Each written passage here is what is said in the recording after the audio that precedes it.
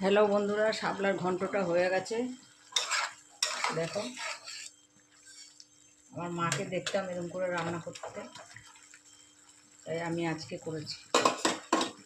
আর এই যে দিয়ে দিচ্ছি পিঠালি আর জিরে বাটা।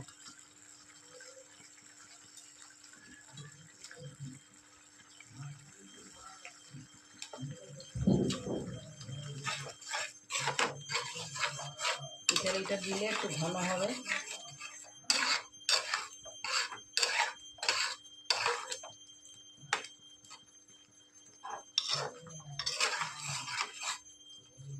সাথে একটু মিষ্টিও দিয়ে দিয়েছি।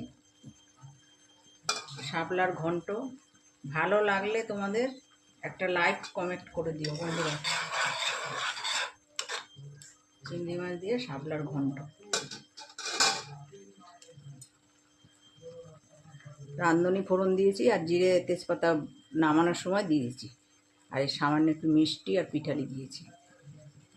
তোমাদের সব বলে দিলাম, এইভাবে করে দেখবে, খুব ভালো লাগে। ভালো লাগলে একটা লাইক কমেন্ট করে দিও বন্ধুরা।